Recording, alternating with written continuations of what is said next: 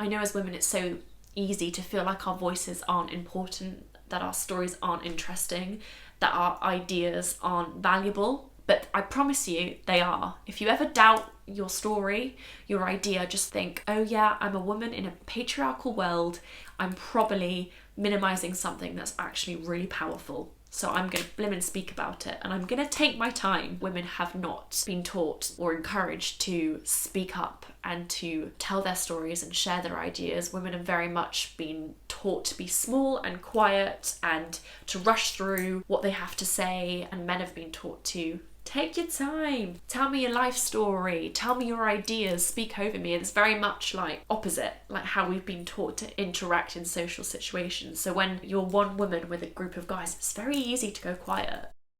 Hello beautiful women, today we're going to be talking about how to come across as confident when really you're panicking, you're self-conscious, you're shy, you're introverted. Can I quickly just say, you're beautiful if you're shy. If you're a very much like inner thinker, not outwardly loud person, that's not a negative thing.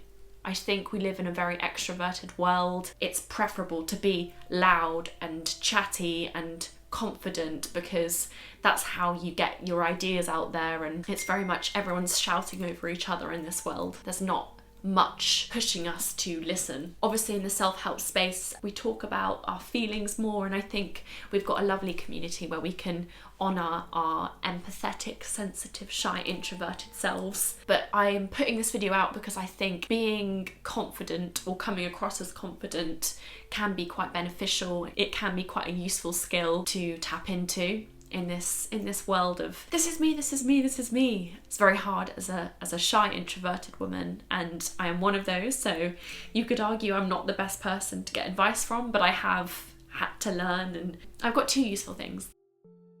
So body language, standing strong and letting our bodies kind of be open to the situation really helps evoke feelings of confidence and self-assurance within us. For example, the other day I was sat outside a shop and I sat with my legs like this. I don't know if you can see, but they were like outwards, and I had quite open body language as opposed to, you know, my legs crossed. And it instantly made me feel like I could just kind of look up and look at my surroundings and not worry about people judging me.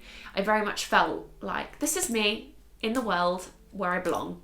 Take it or leave it. And essentially that is kind of faking it until you make it. I like to encourage people to live authentically and to honour their feelings. I really think that's important. But also I think sometimes tapping into a character, a version of yourself, that an idealised version of yourself, can be really useful. So sometimes I can just be like, I'm being confident Alessia today, so I'm going to sit like this. I'm going to have a nice tall long spine. I'm not going to be like this.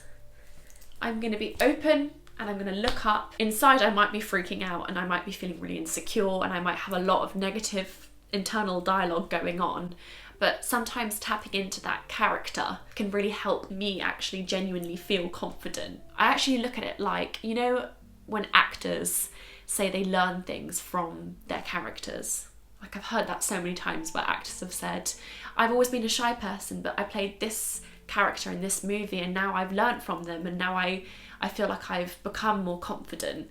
I think that's what we can do in our daily lives. We can take on a character and that character can teach us things and show us that it's okay to look up. Sometimes being like, I am this person that speaks my opinion and who shares my stories with the world. When inside you're feeling really nervous and you don't want to do that, but you sit confidently and you fake it until you make it, sometimes you learn that you can do that and it becomes a part of who you genuinely are after kind of proving to yourself that it's safe to do that.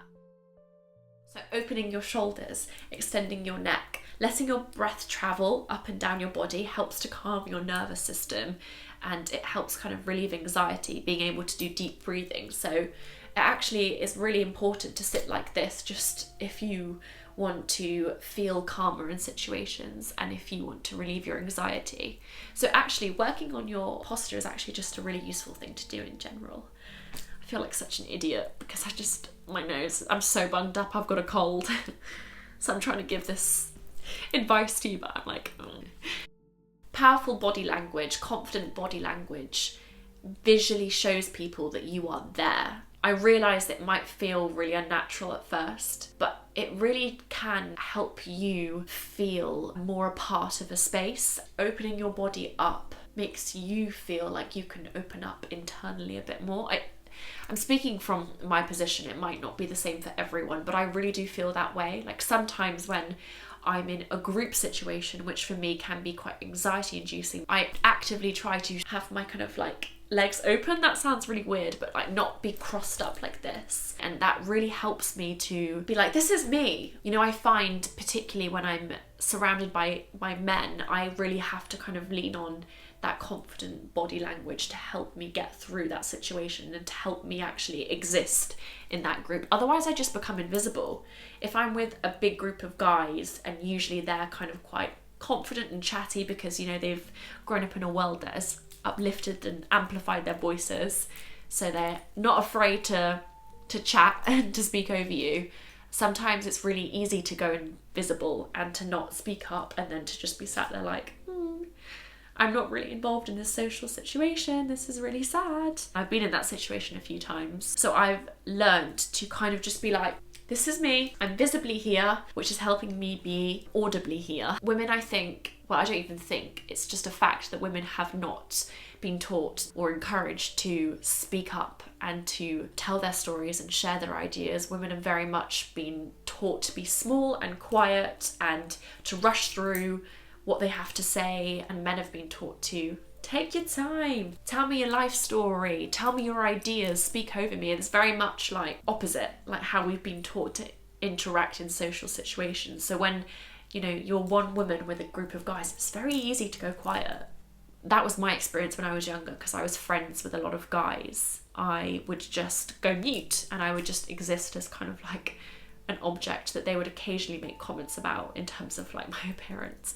Did not have good friends when I was younger, but now I'm surrounded by women that really appreciate me. They honour my sensitivity and my shyness and my introverted nature. Those female friendships are just so beautiful, and I don't know what I'd do without mine. Obviously there's a time and place for, you know, having to pretend you're confident and to fake it until you make it, but I really hope you do have those safe friendships, safe spaces where you can just be your shy introverted self and you can just not overthink how you come across. I hope you have that. If you don't, know that you're gonna attract that. Now you're really actively thinking about it and you're watching this video, I do think you can invite those people that are gonna just let you be your shy self in. You're gonna meet those people. You've got to believe that. You're gonna meet those people and you really deserve it. And I just can't say it enough. If you're shy, if you're introverted, if you're not a loud person, that is not a bad thing. I love that. I want people like that in my life. I'm attracted to those kinds of people. I can barely speak. My second way for you to look like a confident woman when really you're panicking inside and you're so shy, my second thing is speech. It's all about slowing things down. Have you ever noticed men more often take their time when they tell their stories and they go into real detail, and sometimes they'll even pause and then continue. There's no sense of urgency in their speech, whereas a lot of women are like, sorry, just rambled on about that. So many women do that because they don't feel like they can take up space. And I'm not talking, well, physically, women don't feel like they can take up space. That's why on the tube women are always like this, and then there's a man spreading. But also women don't feel like they can take up people's time, so women often will shorten their stories, or they'll speak really quickly and they'll be in a real panic trying to, you know, suggest their idea in a meeting or tell their story to a group of people. I know that I've even done this with my friends. When I'm going through something difficult and I'm explaining the situation to a friend, I do feel rushed, not by my friend, just by the fact that I've always been taught to minimize my problems and to not be in the way. So I do feel like I'm in the way when I'm talking about my stuff. So I speak really quickly and I rush myself.